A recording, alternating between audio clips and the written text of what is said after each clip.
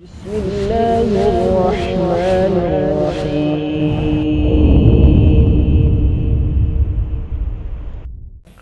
السلام عليكم ورحمة الله وبركاته. الحمد لله حمدا كثيرا طيبا مباركا فيه كما يحب ربنا ويرضى، وأشهد أن لا إله إلا الله وحده لا شريك له، وأشهد أن محمدا عبده ورسوله صلى الله عليه وعلى آله وصحبه أجمعين وسلم تسليما كثيرا. أما بعد. Para jemaah sekalian yang semoga dirahmati dan dimuliakan oleh Allah Subhanahu wa taala, dan semoga Allah memberikan ilmu yang bermanfaat serta rezeki yang luas dan thayyib, dan semoga Allah menerima amal kita. Nah, insyaallah siang hari ini kita akan membacakan lanjut dari tafsir surah Al-Ghasyiyah ayat ke-17 sampai ayat terakhir. A'udzu billahi minasy syaithanir rajim. أفلا ينظرون إلى الإبل كيف خلقت وإلى السماء كيف رفعت وإلى الجبال كيف نصبت وإلى الأرض كيف سطحت فذكر إنما أنت مذكر لست عليهم بمسيطر إلا من تولى وكفر فيعذبه الله العذاب الأكبر إن إلينا إيابهم ثم إن علينا حسابهم. Maka apakah mereka tidak memperhatikan onta, bagaimana dia diciptakan, dan langit bagaimana dia ditinggikan, dan gunung-gunung bagaimana dia ditancapkan atau ditegakkan, dan bumi bagaimana dia dihamparkan. Maka berilah peringatan, karena sesungguhnya kamu hanyalah orang yang memberikan peringatan. Kamu bukanlah orang yang berkuasa atas mereka, tetapi orang yang berpaling dan kafir, maka Allah akan mengadabnya dengan adab yang besar. Sesungguhnya kepada kamilah kembali mereka, kemudian sesungguhnya kewajiban kamilah untuk menghisap mereka. Allah berfirman seraya memerintahkan hamba-hambanya untuk melihat kepada makhluk ciptaannya yang menunjukkan kekuasaan dan keagungannya. Maka Allah katakan, afala yanzuruna ilal ibili kaifa khuliqat. Maka apakah mereka tidak memperhatikan onta, bagaimana onta itu diciptakan? Sesungguhnya ia merupakan ciptaan yang sangat menakjubkan, dan susunan tubuhnya sangat mengherankan, di mana onta ini mempunyai kekuatan yang sangat dahsyat. Namun demikian ia sangat handal untuk dijadikan sebagai sarana pengangkut beban yang berat dan mengantarkan kusir yang lemah. Dagingnya dapat dimakan dan kulitnya dapat dimanfaatkan, serta susunya dapat pula diminum, bahkan dijadikan sebagai obat. Mereka diingatkan mengenai hal tersebut karena mayoritas binatang ternak yang dimiliki oleh bangsa Arab adalah onta.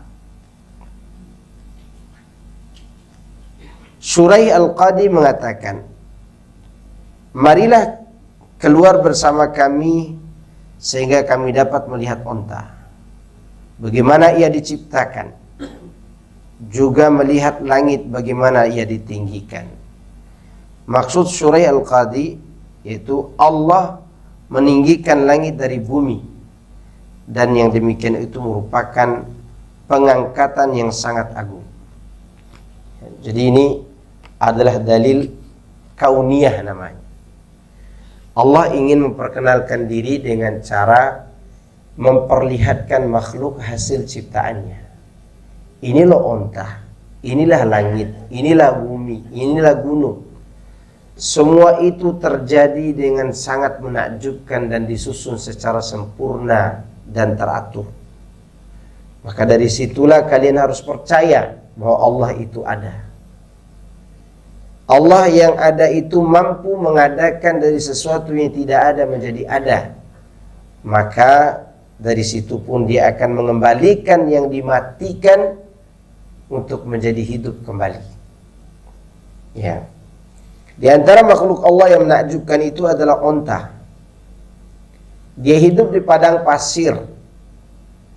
Makanannya apa? Juga tidak terlalu banyak seperti makanan binatang yang ada di negeri kita. Tapi onta itu memiliki kekuatan. Dagingnya dimakan, susunya diminum, kencingnya jadi obat, punggungnya bisa dijadikan hewan tunggangan. Itu onta. Ya. Dan itulah binatang ternaknya orang-orang Arab.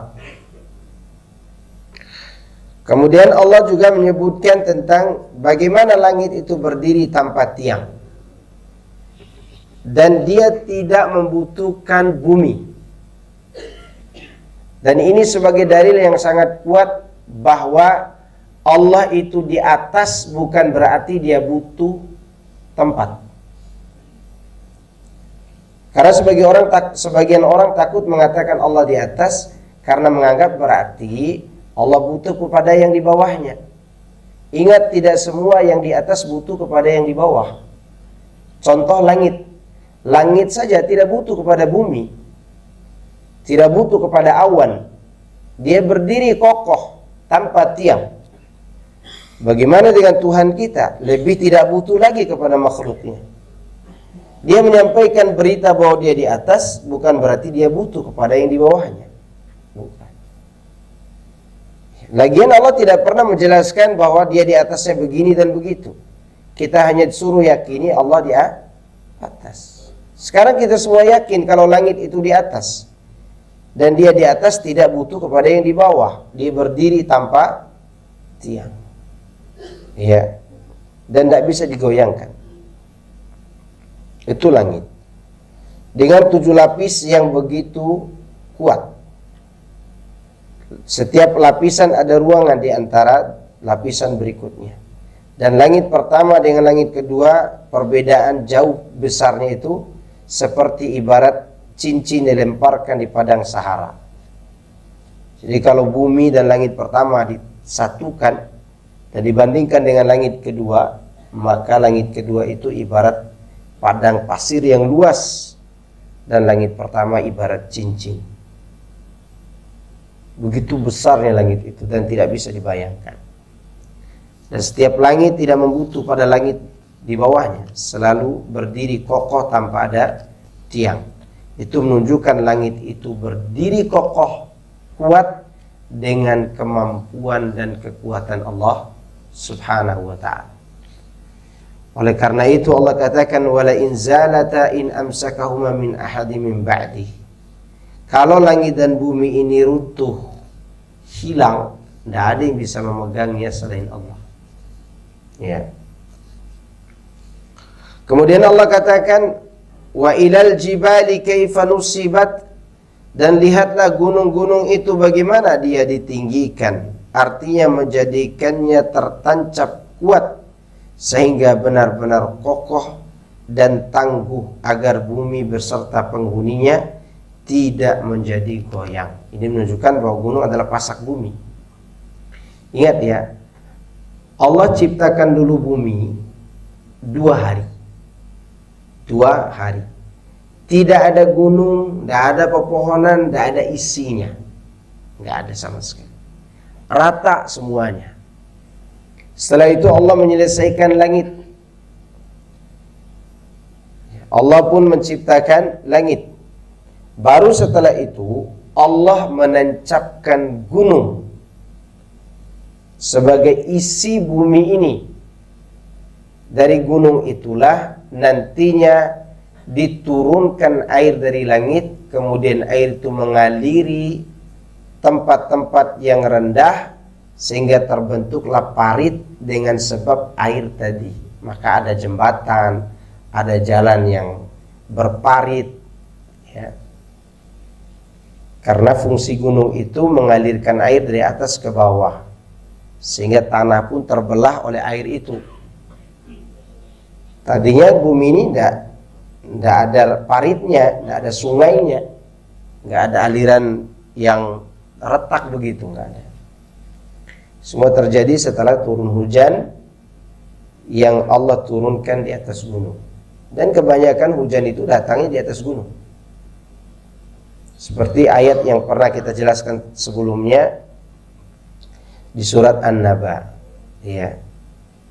Wa anzalna minal mu'sirati ma'an sajjaja. Mu'sirat artinya awan tebal yang dibawa oleh angin, diletakkan di atas puncak gunung, baru dia turunkan air hujan. Itu mu'sirat. Ya. Dari situlah hidup bumi yang tandusnya menjadi hijau. Maka Allah buat gunung itu dengan kokohnya agar kehidupan manusia di bumi seimbang. Dan setiap kita mendengar berita, selalu berita tentang gempa, selalu ada kaitannya dengan apa? Lempengan bumi yang ada di bawah gunung. Itu menunjukkan gunung itu kalau udah dicabut oleh Allah, maka bumi ini goncang. Baru diperintahkan goyang dikit aja udah goyang bumi ini. Ya. Wa ilal ardi kaifa sutihat, dan lihatlah kepada bumi bagaimana ia dihamparkan. Maksudnya bagaimana bumi itu dibentangkan, dihamparkan dan dipanjangkan. Dengan demikian Allah telah mengingatkan orang Arab Badui untuk menjadikannya sebagai bukti dari apa yang mereka saksikan, yaitu onta yang dia naiki, langit yang berada di atas kepalanya, gunung-gunung yang berada di depannya, dan bumi berada di bawahnya, yang semuanya menunjukkan kekuasaan Sang Pencipta, dan bahwasannya Dia adalah Rabb yang Maha Agung, Pencipta, Raja, Pengendali, dan Dia adalah Ilah yang tidak ada yang berhak diibadahi dengan benar kecuali Dia. Ya, ini tujuannya. Maka Imam Syafi'i mengatakan, segala sesuatu yang terlihat ini memberitahukan kepada kita bahwa Allah itu Maha Esa. Allah itu Maha Esa, tidak ada duanya. Demikianlah Dimam membagi pertanyaan yang ditujukan kepada Rasulullah SAW. Seorang bernama Dimam bertanya kepada Nabi, sebagaimana diriwayatkan Imam Ahmad dari Anas bin Malik, di mana Anas berkata, kami pernah dilarang bertanya kepada Rasulullah SAW mengenai sesuatu. Namun yang mengherankan kami, ada seorang penduduk pedalaman yang cerdas datang menemui Nabi. Orang Badui namanya. Lalu bertanya kepada beliau, dan kami mendengar pertanyaan itu. Orang Badui itu datang dan berkata, wahai Muhammad, sesungguhnya telah datang seorang utusanmu pada kami, yaitu ada orang yang dikirim oleh Nabi kepada orang-orang Arab Badui. Lalu orang itu mengaku bahwa engkau menganggap bahwa Allah telah mengutusmu. Jadi orang yang diutus tadi memberitahukan kepada orang pedalaman, di sana ada orang bernama Muhammad, diutus oleh Allah. Kemudian Nabi mengatakan, benar, aku diutus oleh Allah.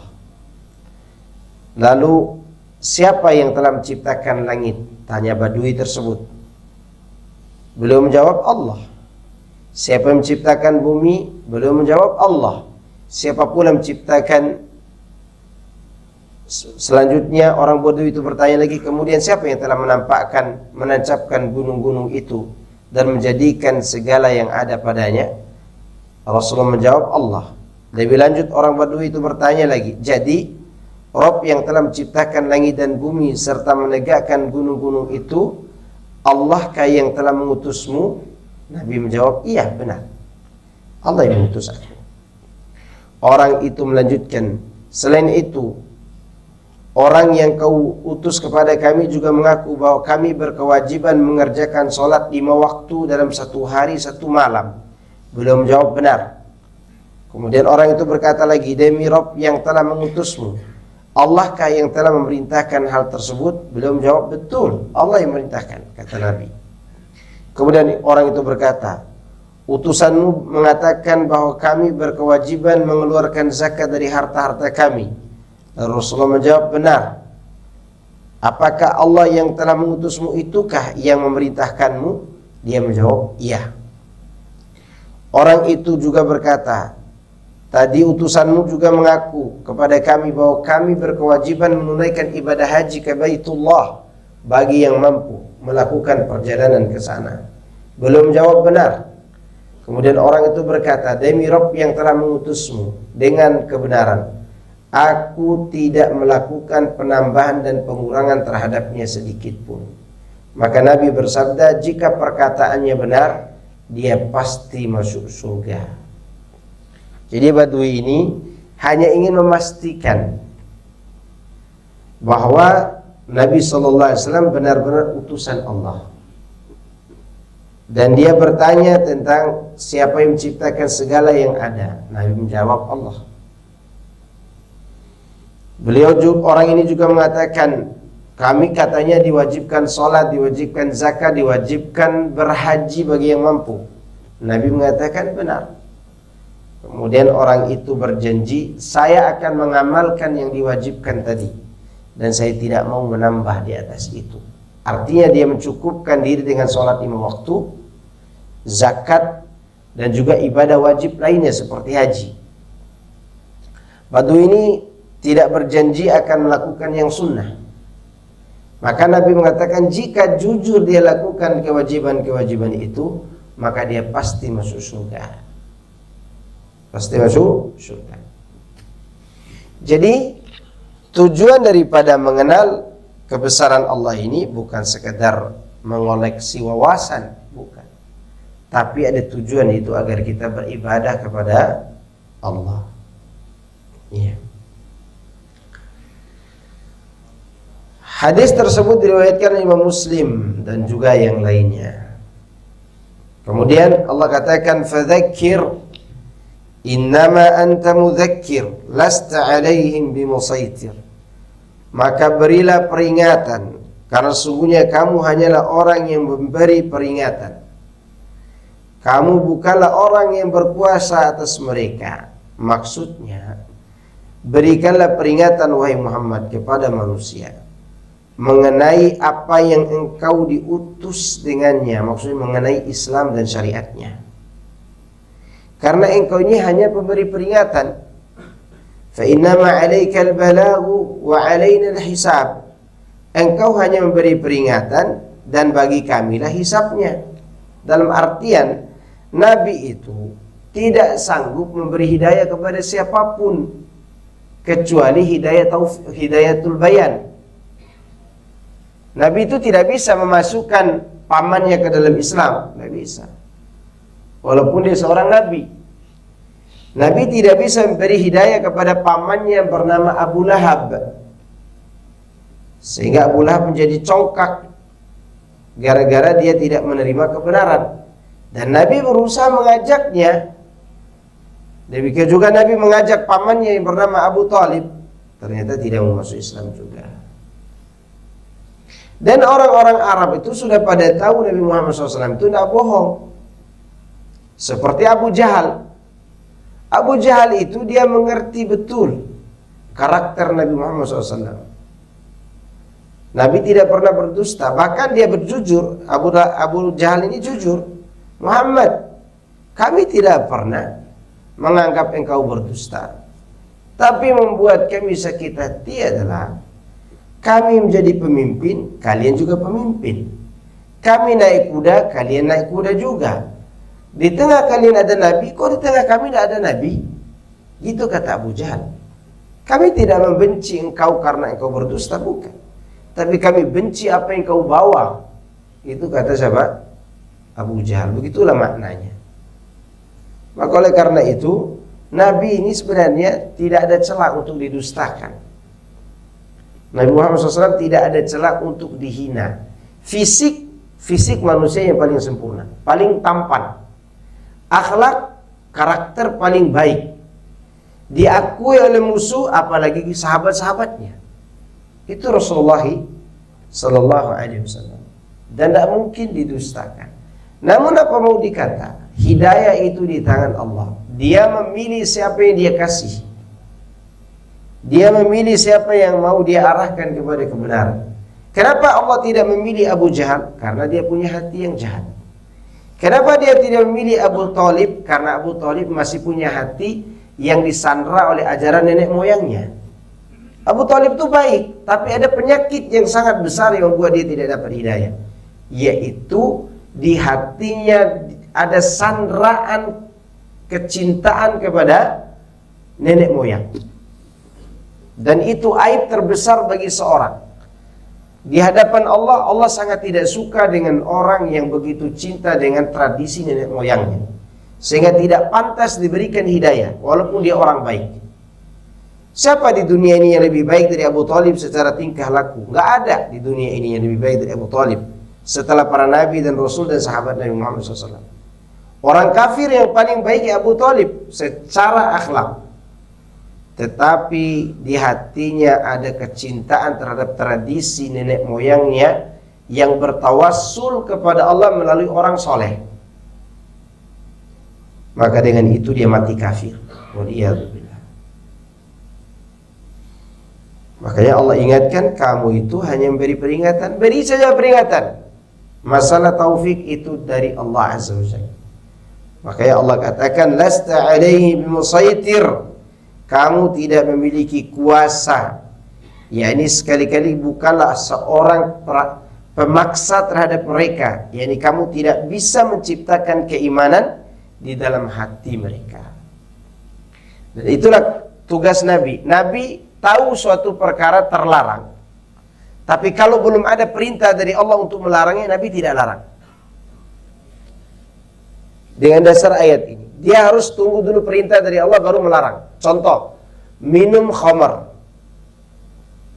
Sejak sebelum Nabi diangkat sebagai Rasul, Nabi itu sudah tahu khamar itu terlarang.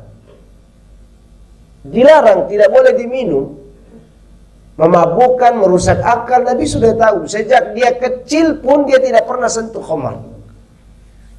Begitu dia diutus, manusia masih minum khamar. Yang masuk Islam masih minum minuman keras. Hamzah pernah jalan teler, ya, jalan mabok sempoyongan, karena waktu itu belum ada ayat larangan minum khamar. Nabi udah tahu ini perkara tidak boleh sebenarnya secara logika dan naluri. Tapi Nabi tidak mau memaksakan diri melarang orang kalau tidak ada perintah untuk melarangnya. Maka beliau tidak melarang. Sampai turun ayat yang mengharamkan khamar, baru dia larang. Itu Nabi Muhammad SAW. Karena disebutkan di sini, lasta alaihim bimusaitir. Kau tidak punya hak untuk memaksa orang lain untuk beriman. Apalagi kita ini hanya wajib memperingatkan bukan memaksa orang lain. Ditawarkan kepada mereka, ini hidayah, ini ilmu, ini keterangan yang benar. Lalu mereka tidak mau terima, bahkan mungkin mengejek-ngejek kita, biarin saja, karena kewajiban kita bukan itu. Nabi saja yang paling baik akhlaknya ditolak, apalagi kita yang terkadang kelihatan sisi buruknya. Ya. Makanya anak heran kepada sebagian orang yang mana dia mengeluh karena istrinya tidak menerima nasihat-nasihat dia.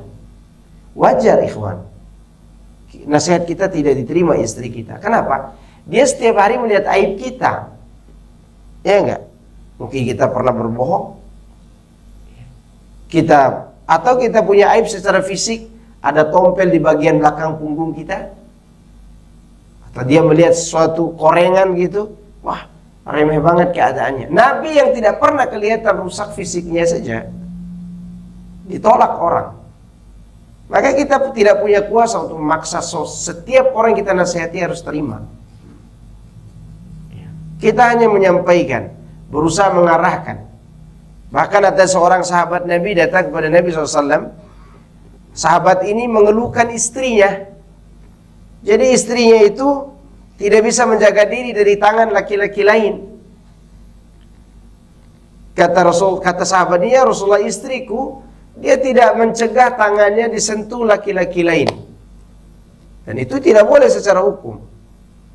Kemudian Nabi mengatakan, kalau begitu carikan saja istrimu, fagharribha. Udah, singkirkan saja dia dari kehidupanmu.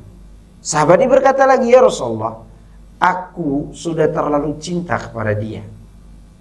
Lalu Nabi mengatakan selanjutnya, kalau begitu fastanti biha. Tugasmu selanjutnya, kalau tidak bisa berpisah dengannya, nikmati saja istrimu. Nabi tidak mengatakan paksa dia, suruh dia menjaga diri. Tidak bisa. Karena orang ini sulit diberikan hidayah, harus diberikan pelan-pelan. Siapa tahu suatu hari nanti dia dapat hidayah. Maka demikianlah cara Islam mengajarkan kita untuk memberi peringatan kepada orang lain. Tidak perlu frontal, tidak perlu kita emosi, tidak perlu. Perlu memaksakan mereka untuk mengikuti kebenaran yang kita tawarkan ini. Ya, Nabi saja tidak sanggup menciptakan keimanan di dalam hati manusia, apalagi kita. Kecuali yang memang dilihat oleh Allah hatinya baik, lalu diberikan taufik untuk mengamalkan ilmu itu. Rasulullah SAW. Namun di sini bukan berarti bahwa dilarang berjihad, bukan berarti begitu. Jadi berjihad itu termasuk cara dakwah. Cara dakwah untuk mereka yang menolak kebenaran tetapi menyerang kita. Perhatikan ya. Ada orang menolak kebenaran tapi dia tidak menyerang. Maka orang ini cukup sekedar diberitahukan. Dia terima atau tidak terima, tidak perlu diperangi. Berbeda dengan orang yang sudah menolak kebenaran, dia berencana memerangi kaum muslimin. Maka cara untuk memberikan hidayah kepada orang seperti itu yaitu dengan berperang melawannya. Maka perang-perang di zaman Nabi SAW adalah Nabi berperang dengan orang yang membuat onar. Nabi tidak pernah mendahulukan peperangan terhadap Yahudi, Bani Qainuqa, Bani Quraidah.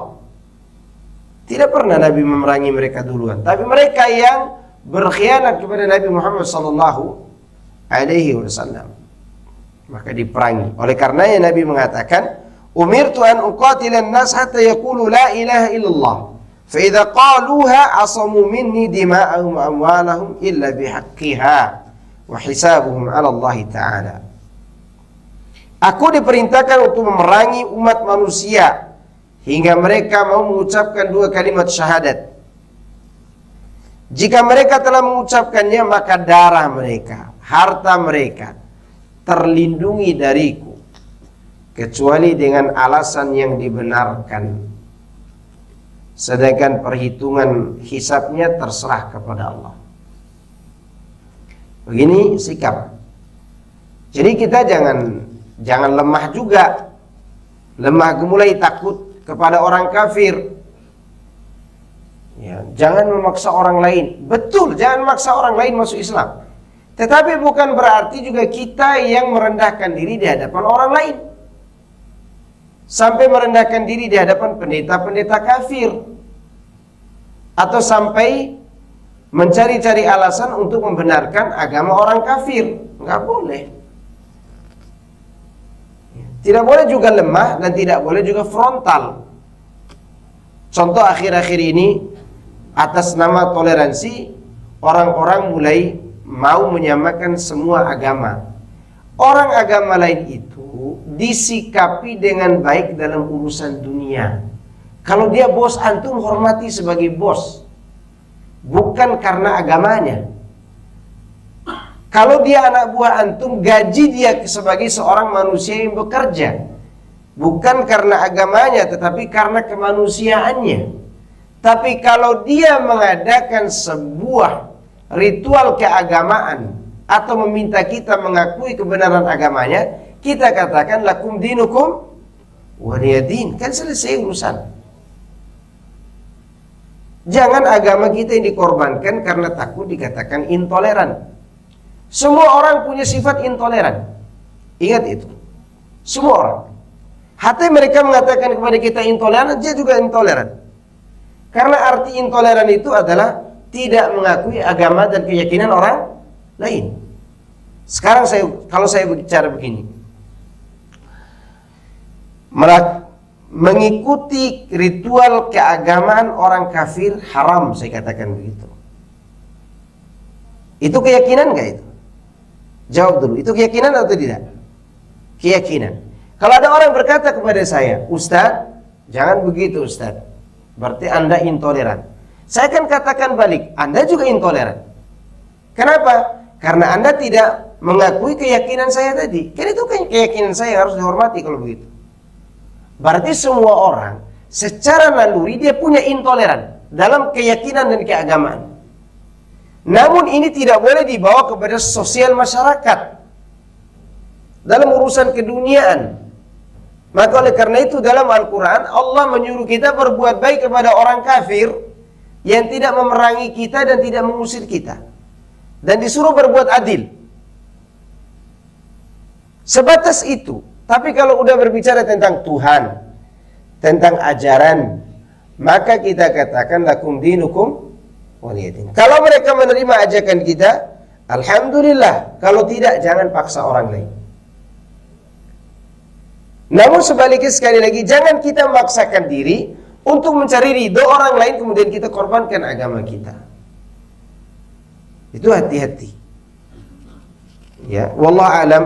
Akhir-akhir ini beberapa tokoh agama sudah mulai mengarahkan para jamaahnya untuk melakukan hal itu, yaitu merasa lemah di hadapan orang kafir atas nama toleransi atau takut dikatakan intoleran. Masih mungkin antum sudah dengar bagaimana ada seorang wanita berbicara di hadapan seorang ustadz. Ustadz ini Masya Allah ya, hafalan Quran luar biasa, cerdasnya luar biasa ya, dan itu sangat disayangkan ketika Nasrani ini menyampaikan ayat yang ayat itu kalau diletakkan di langit hancur langit, kalau diletakkan di bumi hancur bumi, kalau diletakkan di gunung runtuh gunung. Itu ayat Yohanes 3 ayat 16. Wanita itu membacakan dengan jelas, karena besarnya kasih Allah kepada bumi, kepada dunia, dia mengutus anaknya yang tunggal. Lalu sang ustadz ingin memadukannya dengan Al-Quran supaya menemukan ayat yang sama dengan ini. Tidak akan ada. Sampai hari kiamat akan ada. Itu menunjukkan kita lemah. Kok kita takut menyampaikan semua ayat itu? Ayat itu kan tidak boleh dipotong. 30 sampai 35 itu ayat membantah Yohanes 3 ayat 16, bukan mendukung Yohanes 3 ayat 16, bukan. Coba nanti antum baca surat Maryam ayat 30 sampai 35. Kemudian nanti cari di ayat 88 sampai 91. Surat yang sama Maryam. Untuk antum faham bahwa Yohanes 3 ayat 16 ini menghancurkan langit dan bumi kalau tidak ditahan oleh Allah. Maka tidak boleh juga kita lemah begitu di hadapan penganut ajaran lain. Walaupun kita tidak boleh memaksa mereka masuk Islam. Kita harus punya izzah. Muslim itu harus punya izzah dan punya kesantunan. Santun tidak perlu menjual agama. Dan menegakkan agama tidak perlu memaksa orang lain. Berdirilah, lurus, jalan terus, itu saja. Walaupun orang mengatakan apa tentang kita, yang penting kita cari ridho Allah. Mungkin ada cerita di balik itu ingin mengajak mereka masuk Islam dengan cara seperti itu. Mudah-mudahan Allah memaafkan. Mudah-mudahan Allah memberikan taufik kepada kita semuanya. Tetapi kejadian itu sangat mengerikan, merinding saya waktu dengar itu. Karena ada ayat yang mengatakan langit dan bumi hampir runtuh gara-gara perkataan itu. Coba antum lihat surat Maryam ayat 88 dan seterusnya. Nanti baca sendiri. Kemudian jemaah sekalian a'azakumullah, masih berkaitan fadzakir innama anta mudzakir lasta 'alaihim bimusaitir. Ya, tentu ayat ini seperti ditafsirkan dalam hadis di atas tadi. Kita tidak punya kuasa memberi hidayah kepada orang lain kecuali menjelaskan saja. Illa man tawalla wa kafar. Tetapi orang yang berpaling dan kafir, maksudnya berpaling dari amal perbuatan dengan seluruh sendinya dan kufur terhadap kebenaran dengan seluruh perbuatan dan lisannya, maka orang seperti itu diazab oleh Allah dengan azab yang besar. Ya. Maka nanti di hari kiamat orang-orang kafir ini mereka ingin lari dari neraka dengan cara memberikan keturunan mereka dan keluarga mereka kepada Allah supaya mereka itu dibebaskan dari azab. Yawaddul mujrimu law yaftadi min adabi yawmi idzin bibani wa sahibatihi wa akhihi wa fasilatihi allati tu'wihi wa man fil ardi jami'an thumma yunji. Kalla innaha ladha nazza'atan lishawa tad'u man adbara tawalla. Surat ini terdapat dalam ayat ini terdapat dalam surat Al-Ma'arij di ayat-ayat terakhir. Setiap orang mujrim, orang yang durhaka, berangan-angan seandainya boleh menebus diri dengan menggunakan anak,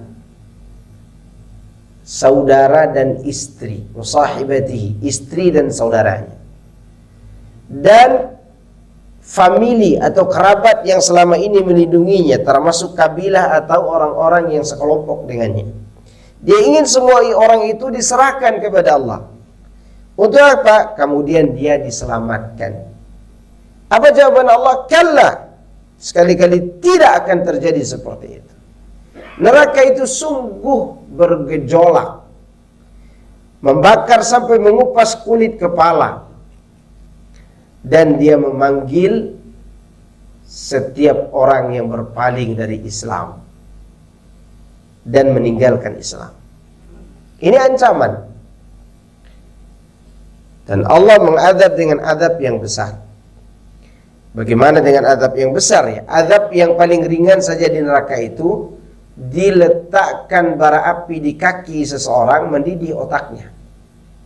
Dan itu adab untuk orang yang paling ringan adabnya di neraka.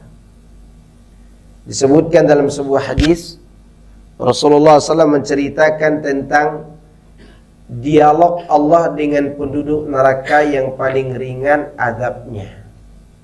Allah bertanya begini, "Lau kanat laka dunya wa ma fiha wa misluha, akunta muftadiyan bihi?" Qala ayya rabbi na'am. Andai kau memiliki dunia seisinya 2 kali lipat, mau kau tebus dirimu dengan hartamu yang banyak itu? Kata orang itu, wahai Rabbku, iya, andaikan aku memilikinya. Lalu Allah berkata kepadanya, innama aradtu minka ahwana min hadha. Dulu di dunia, yang kuinginkan darimu lebih mudah daripada kau kumpulkan harta sebanyak itu. Apa itu? Alla tusyrik, jangan berbuat syirik, jangan kafir, begitu maksudnya, jangan ingkar, jangan tinggalkan Islam. Alla tusyrik, jangan berbuat syirik. Fa'abaita illa syirka, namun kau tolak keinginanku itu, kau tetap berbuat syirik. Maka diadablah orang itu dengan dikenakan bara api di kakinya selama-lamanya dan mendidih otaknya. Itu di neraka. Namun di sisi yang lain, ada orang-orang Islam yang tidak menerima nasihat, tetap berbuat maksiat, tetap makan riba, tapi tidak berbuat syirik. Mereka juga disiksa, tapi tidak selama-lamanya. Ya, kalau tidak selama-lamanya di sana, 1 abad, ya, ahqaba, seperti kita ceritakan sebelumnya, sama seperti 70.000 tahun. Ada yang mengatakan 80 tahun di sana. Sehari dari 8 tahun itu seperti 1000 tahun di sini. Lamanya azab. Semoga Allah menyelamatkan kita darinya. Ya, inilah orang-orang yang diazab oleh Allah. Kemudian setelah Allah sampaikan ancaman itu, inna ilaina iyabahum, sungguhnya kepada kamilah mereka akan dikembalikan. Seperti kita ucapkan, inna lillahi wa inna ilaihi raji'un. Kita ini akan kembali kepada Allah. Summa inna alaina hisabahum, kemudian sungguhnya kamilah yang menghisap mereka.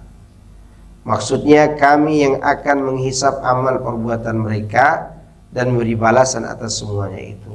Ini memberikan pesan moral bahwa kita beramal jangan pernah berharap balasan dari orang lain. Karena akhir kehidupan kita kepada Allah dan yang menghisap kita adalah Allah. Orang kalaupun tidak memuji perbuatan kita karena kebodohan mereka, maka kita tidak boleh meninggalkan ibadah kita. Kalaupun orang lain melihat ibadah kita aneh, yang penting kita berada di atas ilmu, biarkan saja. Karena bukan dia yang menghisap amal kita. Yang menilai amal kita nanti di hari kiamat adalah Allah. Sedangkan di dunia ini kita hanya mengikuti alur keinginan Allah saja, melalui syariatnya. Itu yang harus kita lakukan. Jika amal kita baik, maka diberi balasan yang baik. Jika buruk, maka itu pula balasannya. Ada perbedaan memberi balasan yang baik dengan yang buruk. Allah kalau memberi balasan kebaikan, dia menggunakan fadl.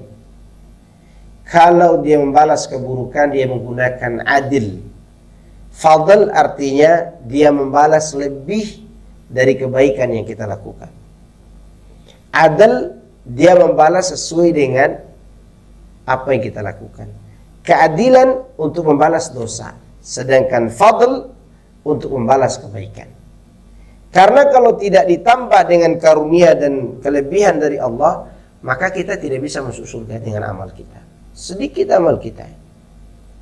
Amal kita ini hanya untuk mencari perhatian Allah agar Allah memberikan karunia-Nya tadi. Bagaimana kita bisa masuk surga dengan amal solat kita yang kadang-kadang solat itu ditunda-tunda? Kadang solat itu hanya dijadikan sebagai kegiatan sampingan. Kadang solat itu hanya dijadikan sebagai alat untuk mencari kekayaan. Ya tidak kaya-kaya akhirnya tinggalkan solat. Bagaimana kita masuk surga lewat puasa? Kalau begitu, maka tentunya puasa, solat, haji, umroh yang kita lakukan untuk mencari perhatian Allah, agar Allah memberikan karunia-Nya tadi sebagai balasan terhadap ibadah itu. Sedangkan dosa yang kita lakukan, Allah tidak lebihkan balasannya melebihi dosa itu, nggak lebihkan. Dia akan membalas sesuai dengan dosa itu.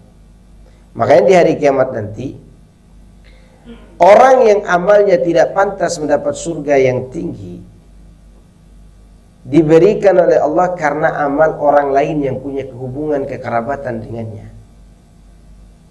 Contoh, sang bapak diangkat derajatnya dengan derajat yang tinggi karena Allah ingin membalas kebaikan anaknya dengan cara mengangkat ayahnya.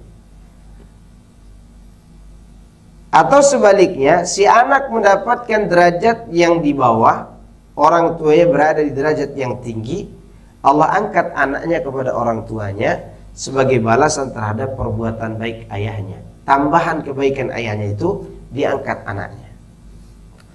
Maka yang paling membahagiakan penduduk surga selain bertemu Allah dan bertemu Rasulullah SAW adalah dia bisa dimasukkan surga bersama keluarganya.